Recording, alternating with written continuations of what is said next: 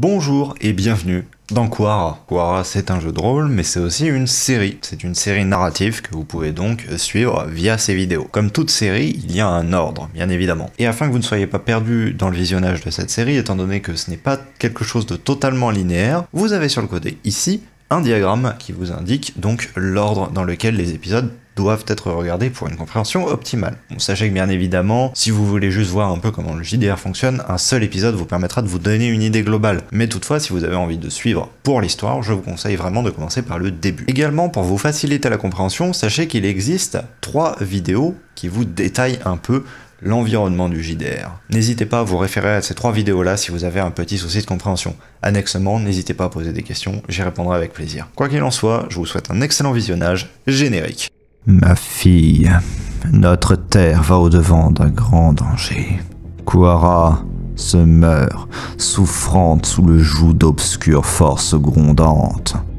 Je vais les affronter, me dresser contre ce que j'eus autrefois embrassé. Je me suis battu toute ma vie et j'ai été aveuglé. J'ai vu des mondes s'enflammer, des puissances sans nom chanceler. Et j'ai eu du mal à me pardonner après avoir tant brisé. Mais tu m'as appris l'acceptation, le remords et l'acquittement. Aujourd'hui, je comprends. Et tout comme toi, je pense que la survie est la plus noble des motivations. Et pour l'assurer, tu devras accepter de tout perdre.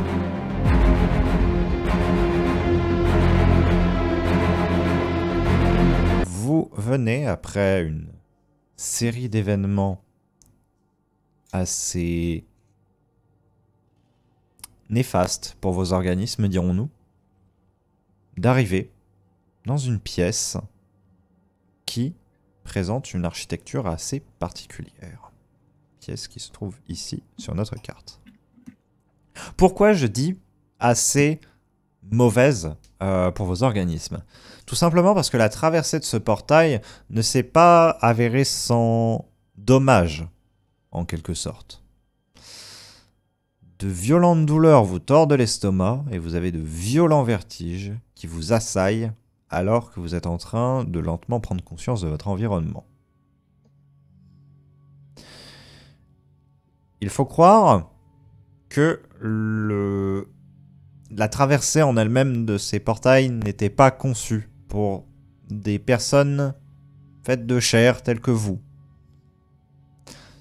En soi, c'est là quelque chose d'un peu logique, étant donné que les seuls à vraiment utiliser ce genre de moyens de transport étaient les alards des anciens temps, qui dérivaient directement des éthériens et même dérivant des créatures de l'éther. Donc au final, des choses beaucoup plus concentrées d'énergie que d'une quelconque forme corporelle comme vous. Et donc peut-être plus à même de supporter de ce tel voyage. Vous allez devoir prendre quelques instants simplement pour récupérer toute votre conscience, récupérer tout et espérer pouvoir progresser un peu en ces lieux. Kayla, elle, semble ne pas avoir été affectée du tout par ces effets secondaires et se tient simplement dressée à côté de vous, un peu inquiète pour votre état. Très concernée par notamment Mertal qui est en train de se tenir le ventre avec une grimace assez évocatrice sur le visage. Gardien, tu es encore plus perdu qu'à l'habitude. Tu te dis que tu es très loin de maman. Et d'ailleurs, quant à vous demander comment vous vous sentez, je vous propose un petit tour de table afin que nous fassions les états mentaux de chacun. Nous allons commencer par Astrudanor. Très bien. Du coup, Astrudanor, bon, déjà sur l'immédiat, son mental est plutôt déboussolé et troublé, mais là c'est surtout les suites du portail, parce que déjà que les portails normaux elle aime pas. Alors les portails qui en plus font du mal au bide, voilà. Mais d'un point de vue vraiment état mental total, pour le coup c'est une forme de détermination morbide. C'est-à-dire que elle sait que qu'elle réussisse ou qu'elle rate, c'est probablement sa dernière mission donnée par le conseil. Puisque après ça, en fait, que ce soit via désertion, mission, ou alors on arrive à se faire pardonner par Yalt, de toute façon, elle ne prendra plus jamais d'ordre de leur part. Effectivement. Et il y a une chose qui tout de même rassurera Asrodanor, c'est le visage assez grave mais confiant de Kaela, au-dessus d'elle. Visage que vous ne lui avez que très rarement vu. Yazael, décris-moi un petit peu comment tu te sens en cet instant. Mal au bide, déjà. Mais particulièrement étonné et un peu boosté d'être arrivé jusque-là. De se dire qu'en fait, c'est pas si inaccessible que ça et que potentiellement à naviguer à travers les cartes, toutes ces heures de triturage de cerveau, de recherche à gauche, à droite, toutes ces périphéries qui ont été traversées pour trouver des gens capables de traduire, trouver des gens capables de lire, perdre des gens et en retrouver encore. Tout ça n'a pas été forcément juste vain et qu'on en est arrivé à ce point-là. Ça permet à Yazael d'être debout, d'être là, d'être présent et d'être focus sur ce qu'il a à faire et sur comment le faire. Le fait de voir également le visage confiant de Kaela lui permet d'être rassuré sur ces points-là. Malgré tout, reste cette impression d'une sorte de grande faiblesse, dans le sens où, en effet, on est loin des forêts, on est loin d'un environnement où on soigne des cœurs végétaux et où on explore et où on cartographie, documente des types de plantes. Là, on est au fin fond de cités abandonnées depuis des lustres. Et encore, quand je dis abandonnées, il y a des formes de vie qui sont certainement bien plus dangereuses que ce qu'on connaît. Donc oui, une impression d'être très, très petit, très humble par rapport à tout ça et écrasé un peu par l'oppressante puissance qui émane de ces lieux-là et de se dire que j'ai pas ma place ici, mais j'y suis quand même pour une raison bonne et que je considère comme étant la plus juste actuellement. Et effectivement, l'humilité est de mise en de tels lieux. Mertal, décris-moi un petit peu. Du coup, un peu comme Yazael et comme comme le MJ l'a si bien dit avant, plutôt nauséeux. Mais en dehors du coup de ma condition physique un peu malade, moi je pense que j'ai encore beaucoup, surtout l'esprit pris beaucoup par ce qu'on avait vu juste avant d'entrer dans le portail, donc là de la grande chronologie, de la grande frise chronologique de l'histoire qu'on avait vu dans les salles, dans les couloirs précédents aussi, qui était assez impressionnante et pas forcément évidente à aborder, quoi. Enfin, ça qui pose beaucoup de questions et du coup, en fait, encore l'esprit un peu pris là-dedans. Entendu. Gardien, tu interceptes un regard de Kaela à ton encontre alors que tu es en train de douter de toute chose en ces lieux, qui te reconcentre quelque peu tout de même. Un regard que tu n'as pas l'impression de provenir exactement d'une créature simplement de chair, mais un regard, cette même sensation que quand tu avais l'impression que la forêt te regardait et veillait sur toi. Okay. Décris-moi un petit peu ton état mental d'ailleurs. Du coup, vu que j'ai une espèce de nausée à moitié, déjà j'essaie de me focus sur où est-ce qu'on est. Parce que on est un peu en plein milieu du danger, je suis loin de maman, je suis déterminé à trouver la maman de maman qui est sûrement pas loin. Enfin, j'espère en tout cas. Et étant donné que la voix, elle, ne peut pas avoir la nausée, hein, ça me paraît logique. En fait, elle est en train d'essayer de me foutre des petites claques, tu vois, en mode concentre-toi, il se passe des choses. Voilà. Votre équipée se trouve dans une pièce dont je vous avais simplement dit quelques mots, une architecture assez particulière. À cela, je veux dire que vous retrouvez somme toute, des choses qu'on vous avait déjà décrites. Des pierres hexagonales, verdâtres, et énormément de colonnes avec des bas-reliefs sculptés uniquement sur ces colonnes.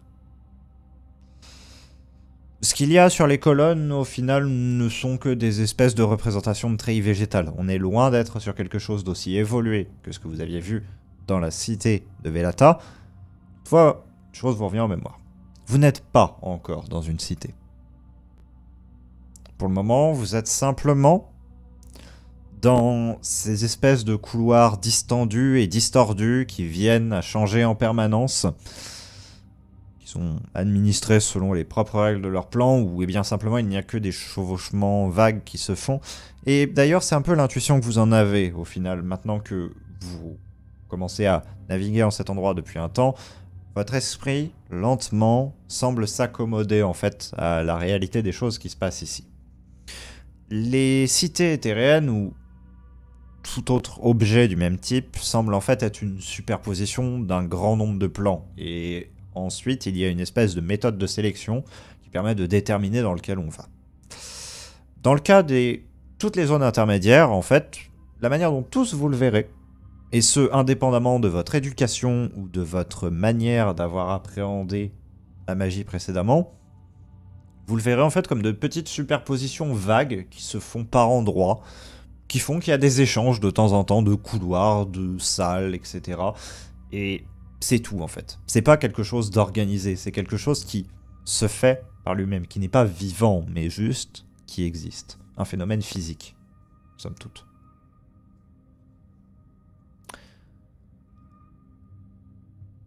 Cela vous rassure en partie en fait. Parce que ça veut dire que il n'y a pas de grande force qui orchestre tout cela, qui est en train de déterminer que tel couloir est en train d'être mis en place de telle manière.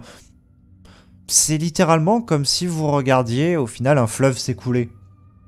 Que l'eau passe à droite ou à gauche du rocher, c'est pas une entité surpuissante qui va faire s'écarter les gouttes d'eau. C'est juste la réponse physique à quelque chose qui a lieu. Vous vous redressez. Vous regardez un peu plus autour de vous. Le couloir cède vite place à un boyau de roche taillé. À quelques pas devant vous. Nul bruit ne se fait entendre, si ce n'est de vagues sifflements devant vous, qui semble émaner d'une caverne qui serait un peu plus loin. Derrière vous, je ne vous l'ai pas figuré, mais simplement, la pièce est fermée. Une unique lampe illumine celle-ci, qui est maintenue par un groupe de griffes au niveau du plafond. Un grand globe qui contient une flamme unique.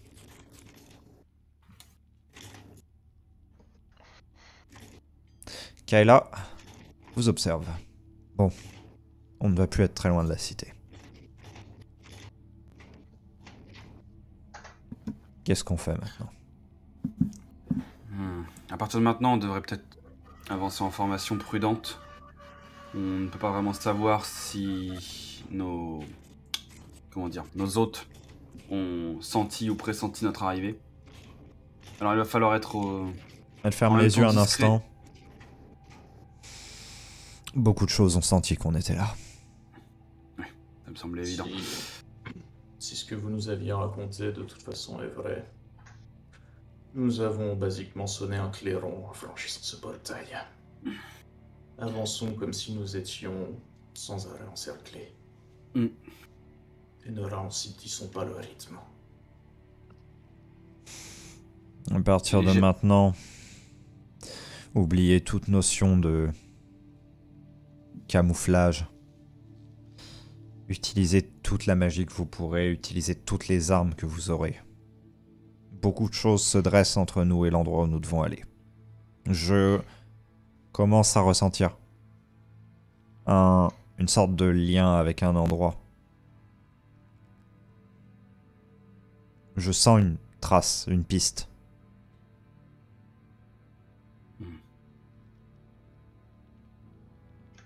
Alors, pensez-vous qu'il pourrait le chemin. Il pourrait s'agir d'Yalt? Complètement. C'est sa trace. Maintenant, on a un problème de taille, tout de même, que je tiens à vous rappeler.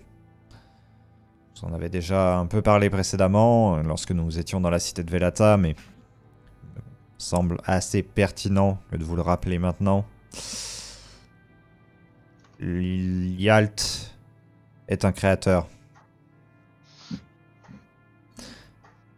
À l'inverse de Velata, qui n'était au final une sorte d'observatrice silencieuse, et justement sa cité montrait totalement cela, de par le simple fait qu'il y ait toutes ces cartes. On ne sait pas exactement quelle création on va être amené à rencontrer, quelles modifications, quelles altérations. L'influence même de Yalt va avoir modifié des choses ici. Une question cependant. Oui. Les alarmes présents dans la cité, en tout cas peut-être les cultistes, les organisations qui pourraient avoir capturé Yalt, pensez-vous qu'elles pourraient être en conflit avec les créations de la cité elle-même? Une sorte de guérilla permanente? Cela se peut, et ce serait assez logique au vu des informations que nous avions eues sur les cartes. Rappelez-vous. Sortez les cartes, s'il vous plaît. Mhm. Cela pourrait être bien bénéfique pour nous. Ça nous pourrait éviter un certain combat. Elle pointe simplement sur la carte. Cette carte-ci que l'on vous avait donnée. Le fait que dans une salle qui avait été présentée ici, on avait des cadavres de cultistes qui avaient été retrouvés. Que de manière logique, si les cultistes étaient effectivement alliés des Alars, c'est que c'était forcément autre chose qui avait eu raison de leur vie. En résumé, nous devons donc nous infiltrer dans une cité en guerre. Oui, et probablement en guerre contre elle-même, au final. Même. Au-delà de simplement en guerre contre des cultistes. Ou des Alars. Bon. Eh bien, je suppose que nous n'aurons pas besoin de nous encombrer de discrétion si le bruit des combats étouffe notre progression. Alors, suivons la piste, passons par toutes les grandes portes, et avisons dès qu'on rencontre des créatures. Si cela vous va. J'imagine. Il se redonne en hoche la tête, simplement. Sachant que je poserai bien mon regard sur Astro Nord, parce que c'est surtout ta confirmation que je recherche. En l'occurrence, oui, je hochais la tête en gardant toute expression grave, et... du coup, je réaffirme ma prise sur mon arme, et je prends la tête du groupe. Bon, alors à ces mots, si on peut prendre tout de même un léger temps de préparation, j'aimerais éviter de me retrouver mal pris, sans magie et sans réserve au moment où nous entrerons en conflit.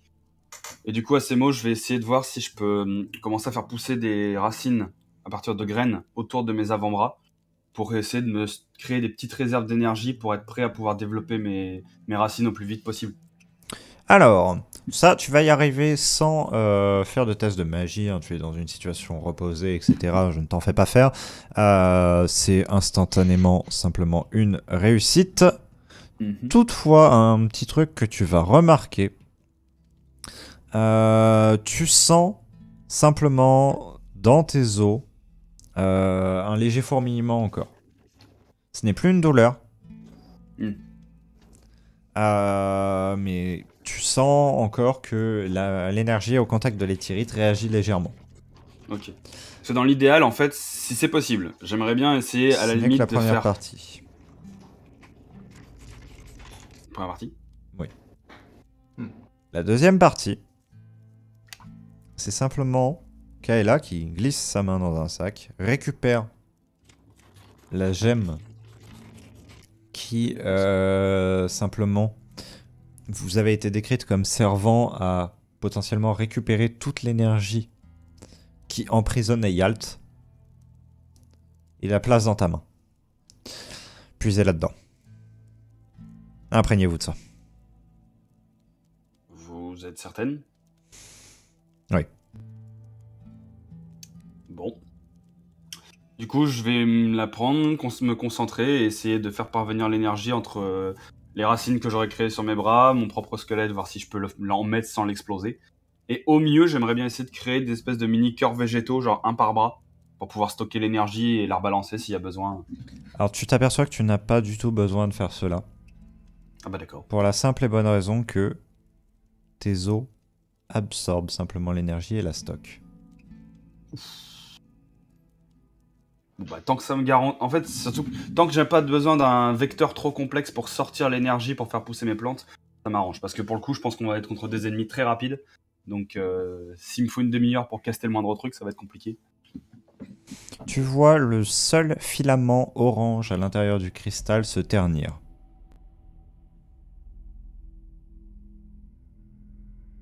Une fois que la gêne plus ou moins vide, entre guillemets, je sais pas trop si elle est vide d'ailleurs, je peux pas vraiment ressentir ça, j'imagine. Pour le coup, si, tu le ressens assez facilement. Parce que la seule énergie que vous aviez mise à l'intérieur, c'était un peu de l'énergie que vous aviez récupérée et bien simplement quelques temps auparavant et que vous aviez glissé à l'intérieur de cette gemme. Ah oui, c'est vrai. Oui. Et c'est tout, elle était vide avant. C'était un vide ok. d'énergie et vous aviez juste restauré un tout petit des cristaux à l'intérieur et là, bah, en fait, simplement en repuisant cela, tu as à nouveau donc cette énergie en toi, mais plus du tout d'énergie dans la gemme. C'est pas une quantité énorme d'énergie que tu as en toi, Bon, c'est toujours ça pris. c'est cela, c'est ça de prix et tu sens que tu vas pouvoir bien booster certaines plantes que tu pourrais être amené à faire pousser.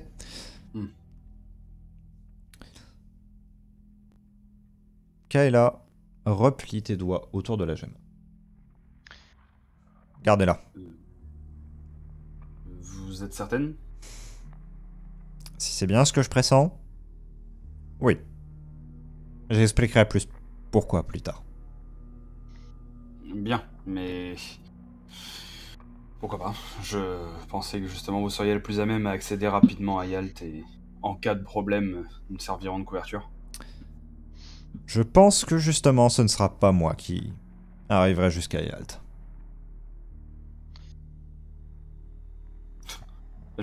Le poids de la confiance sur mes épaules en mode... Ah bon bah très bien. Bon bah du coup je vais la... Je pense que vous quatre oui, mais moi non. Elle te fait juste un clin d'œil, se détourne et commence à avancer dans le tunnel. J'avais dit pas de sacrifice. Du coup, moi je pense que je vais faire pareil que Yazel, au moins enfin, sur la première partie, disons, de ce qu'il a fait, de faire pousser un peu des plantes sur l'avant des bras, histoire d'avoir quand même une source. Ok. Pour, Bah là Tu c'est le le tour fais de préparation avant d'y aller les gars. Hein. C'est ça. Donc, profitez-en. Si vous avez des armes à affûter...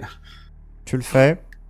Tu ressens quelque chose en ce lieu et tu penses une autre chose. Une première chose à laquelle tu penses, c'est simplement que là, plus encore que dans la précédente cité, tu ressens une énergie qui serait assez enclinte à se faire modifier. Certains des flux qui courent un peu partout en cette cité semblent assez volontaires à se faire manipuler, selon une certaine méthode d'organisation de la matière.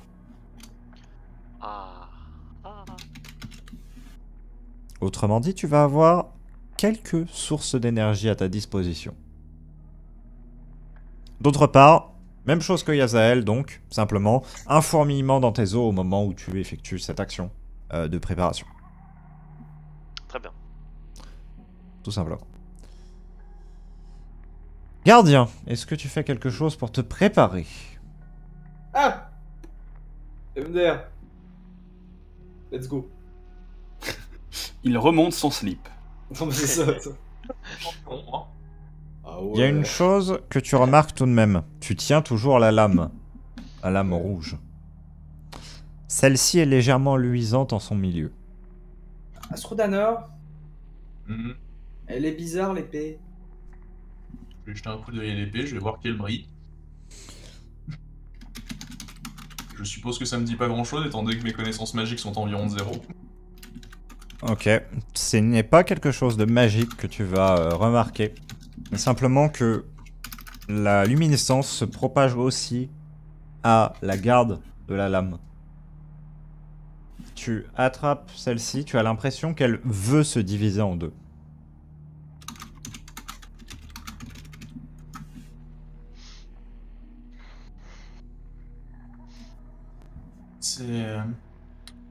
Passez-moi cette épée un instant. Oh, Du coup, je je vais l'attends. essayer d'aider cette division juste pour voir. Et si je vois que ça commence à céder sans rien, je vais arrêter immédiatement. Ok. Chose que tu remarques instantanément, et du coup, je pense que cela va te faire arrêter. Tu commences à tirer, simplement, un petit peu, pour voir ce qui se passe. Ça commence à se céder, comme si tout le métal au milieu était en fusion, littéralement. Et tu sens que ton corps, c'est comme si on le tirait aussi. Globalement, en son milieu.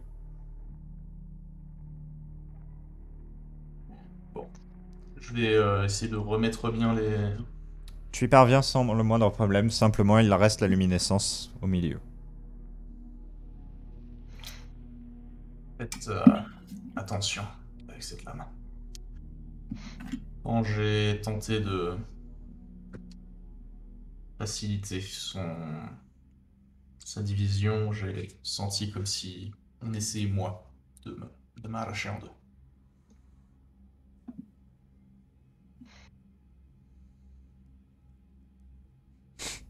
Bizarre. Je recommanderais de simplement l'utiliser comme une lame. Et justement, Asrodanor, qu'est-ce que tu fais pour te préparer? Je vais jeter un rapide coup d'œil à ma lame, juste pour voir s'il n'y aurait pas d'usure qui serait rattrapable raisonnablement rapidement. Et surtout d'usure grave, merde, un petit creux dans la lame, voire même ce genre de choses, que je sois à peu près sûr que je puisse compter en fait sur ma lame en cas de besoin.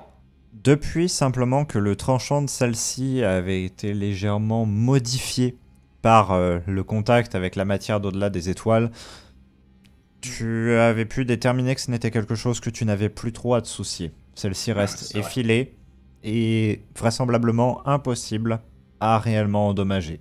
Tu as l'impression que tu abattrais celle-ci contre du métal, que simplement nulle trace ne serait à déplorer.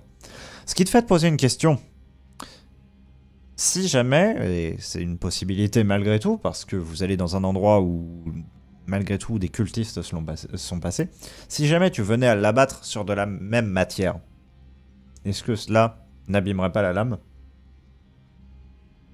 Mais par contre, de l'autre côté, tu sais que contre tout ce qu'il y aurait dans cette espèce de réel, quand bien même on est dans un plan éthérien, eh bien, tu peux te permettre de frapper sans trop te soucier des dégâts que cela pourrait occasionner à ta lame.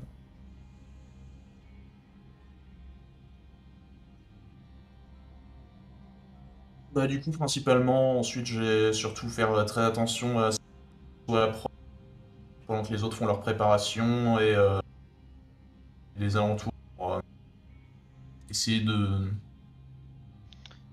essayer de voir ce à quoi je pourrais m'attendre, ce qui est complètement con parce que je ne sais pas à quoi je vais m'attendre, mais mon personnage ferait ça. Pour cela, tu D'un point de vue pourras architectural.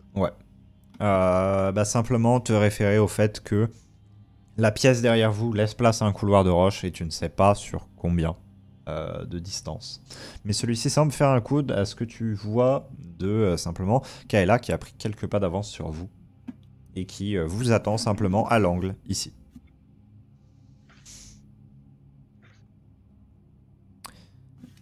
Il va être probablement temps d'avancer vers votre destin. C'est légèrement... Enfin, je disais légèrement, non, pas du tout. C'est très peu confiant que vous avancez, malgré tout. Kaela, elle, semble assez détendue, comme si elle avait à chaque pas un peu plus une idée de ce qu'elle allait avoir à faire, de quel était son rôle à jouer. Pour autant, vous, votre rôle à jouer reste assez indéterminé. Votre plan est d'avancer pour le moment. Et vous le faites jusqu'au moment où vous arrivez à l'angle. Car à cet angle, une vision s'offre à vous. À peut-être 800 ou 900 pas devant vous, tout un réseau exactement comme vous aviez pu le voir sur cette carte, de passerelles, de pontons, de petites salles se déploient. Et derrière cela, à très grande distance, mais tout de même, de par sa taille, extrêmement visible, occupant tout le fond de la caverne, une immense cité, faite de roches, faite de lianes, noires et vertes, aux architectures bigarrées et surtout en miroir, se profile face à vous. Celle-ci forme en somme une sorte de double pyramide en termes d'organisation structurelle. Une étant le miroir de l'autre, et cette pyramide se trouvant à être donc encastrée dans la roche qui forme le fond de cette caverne. De nombreuses tours percent ça et là et se terminent en des pointes qui vous feront penser plus à des obélisques qu'à réellement des bâtiments de défense. Des murailles assez aléatoires se muant en demeures assez étranges semblent ceindre cette cité. Une sorte de petit avant-poste semble se détacher sur une plateforme légèrement en avant. Un peu à la manière de lorsque vous étiez allé dans la cité de Velata, il y avait simplement une petite pièce avant d'entrer dans la cité.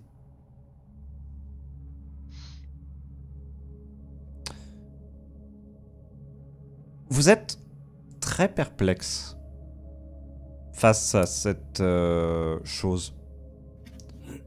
En fait, la cité semble être la confrontation de deux choses qui ne devraient pas coexister. Cette roche noire et le fait qu'il y ait autant de végétation, avec d'ailleurs, Yazael, tu le sentiras, un certain nombre de cœurs végétaux qui parsèment tout l'endroit, vous laisse très dubitatif. Et Gardien, tu ne peux t'empêcher d'avoir une sorte de sentiment de révulsion qui s'installe lentement en toi. Astrodana, oui. Je dis pas de bêtises, c'est la première fois qu'on a vu de la végétation depuis qu'on est entré dans les tunnels en plus. Oui. Dans tout le réseau de. Ce qui rend le truc encore plus bizarre d'ailleurs. Donc, quoi qu'en vrai, c'est assez cohérent si on se rapproche de. Oui, dans le sens que c'est le Forester, mais. D'ailleurs, est-ce que à cette... Non, c'est maintenant. Je veux dire, est-ce que cette distance peut détecter des cœurs, mais zéro? Si tu peux, mais ça va être très diffus. En fait, tu vas détecter qu'il y a quelque chose qui s'apparente à ça. Toutefois, et ça, c'est une chose que je vais vous donner à tous les deux en termes d'informations, que ce soit Yazael et le gardien, vous sentez que vous ne pourriez pas y avoir accès au réseau. Ah, comme ceux à l'entrée, là? Comme ceux qui avaient été infectés par les assemblages. Ouais.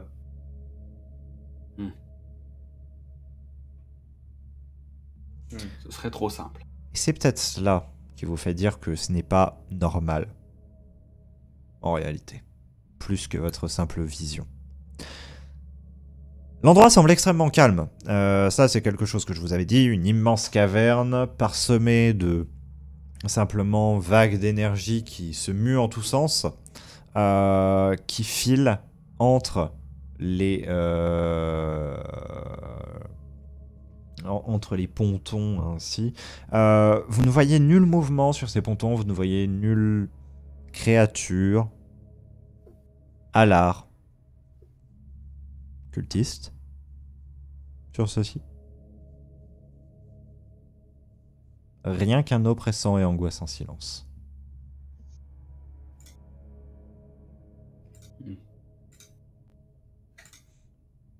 Trop calme.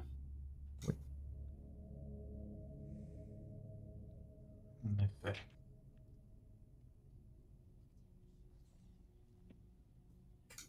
Bon. Du coup, qui avance en premier vers là où c'est vraiment trop calme? Bah, logiquement, moi, vu que je suis en tête de file. Globalement, je mettrais les deux bourrins devant, moi et Mertal au milieu, et Kaela derrière, parce qu'à la limite, s'il y en a une qui peut se retourner et blast un truc rapido, histoire de virer quelqu'un, ce serait bien elle, tu vois. C'est vrai. Si on est poursuivi ou attaqué par derrière, elle crame peut-être un peu moins que moi ou Mertal. Elle De toute accepte. façon, la voix qui regarde derrière pour. La voix qui capte, puis nous en plus, Kaela sent bien les énergies, donc même à l'arrière, elle sera peut-être pas forcément surprise. Allez, let's go. Ok. Vous progressez pour le moment dans le plus grand des cams vers la cité d'Yalt. Pas après pas, l'étrangeté du lieu s'évanouit peu à peu pour laisser place en fait à une accoutumance à celui-ci. Vous restez sur vos gardes, c'était pas ça que je vous dis, simplement. La première impression de répulsion passée, vous acceptez que l'environnement dans lequel vous êtes est ce qu'il est, simplement, exactement comme vous l'aviez fait dans la cité de Velata précédemment. Mais à l'inverse de la cité de Velata où vous vous sentiez globalement les bienvenus, là, vous êtes fort loin du compte. Un ensemble de salles se dresse devant vous. Un ensemble de salles qui sont reliées par des pontons sur lesquels vous avez la visibilité. Mais à l'intérieur des salles en elles-mêmes, c'est là qu'il vous manque des informations. Aussi, à chaque fois que vous allez vous approcher de l'une de celles-ci, vous allez simplement prendre un temps démesuré, certes, mais nécessaire pour vérifier qu'il n'y a personne, que ce soit en scannant les énergies qui sont dans les lieux, donc cela pour Mertal, Kaela et Yazael, ou simplement en utilisant les meilleures capacités de vision que vous ayez. Pour Astrodanor, le gardien et surtout aussi la voix qui, elle, de petite taille, peut se permettre d'avancer un peu plus sans avoir à quelconque moment se faire repérer et donc vous servir d'éclaireur dans ce genre de lieu. Une petite chose, gardien, que tu remarqueras d'ailleurs, lorsque la voix s'éloigne de toi, le lien que tu avais commencé à reconstruire avec elle et qui est désormais bientôt aussi solide que celui que tu avais précédemment, eh bien, tend à être perturbé par les flux énergétiques du lieu. Ce qui est plutôt logique étant donné que c'est la maman de maman qui sature d'énergie le lieu. Ouais, bah oui. Ouais. Mais du coup, ouais, globalement, j'arrive à peu près quelle distance avant que la voie commence à être dans le Blockstone? Une trentaine de pas. Oh, c'est déjà pas mal. Cela reste un bon rayon, effectivement. Astrodanor, tu vas simplement déjouer à un moment une petite embuscade que votre groupe aurait pu être amené à subir. En simplement voyant à assez grande distance un petit groupe de cultistes se déplacer d'une salle à une autre et en vous faisant donc vous cacher tous dans ce point-ci. Une fois que vous êtes assuré que ceci soit bien passé, notamment par l'envoi de la voix simplement contre le rebord ici afin qu'elle puisse regarder tout l'endroit,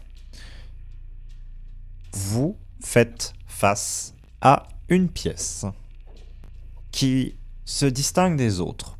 Les précédentes étaient en effet très simples et absolument pas décorées. Elles étaient même en ruine, pour la plupart, avec des trous, avec des lacunes. Et là, celle-ci est différente. Il y a un symbole au sol, déjà. À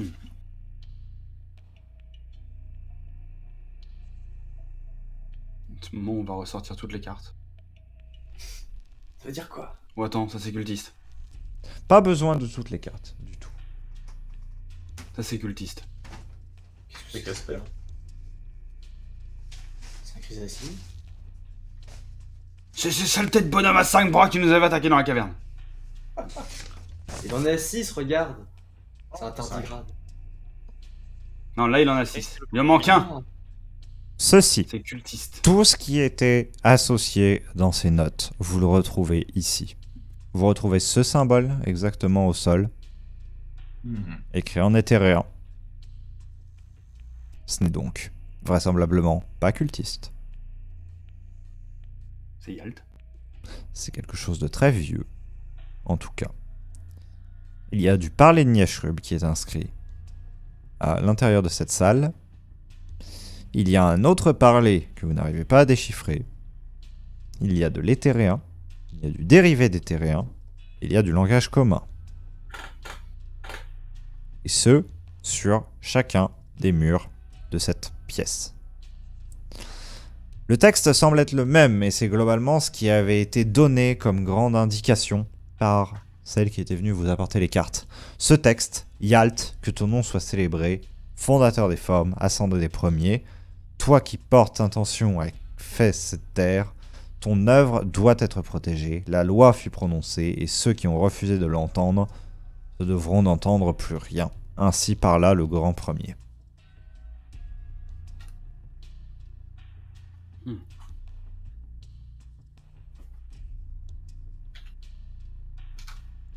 Je vais vous demander à tous un test d'observation avec une valeur de difficulté de 15.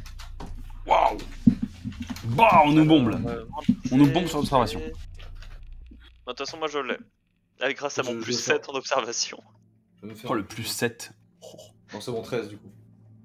Ok, Ça passe pas. nous avons Mertal qui a réussi. Mertal, tu vois simplement que dans la pièce, au bout ici, il y a des formes qui bougent.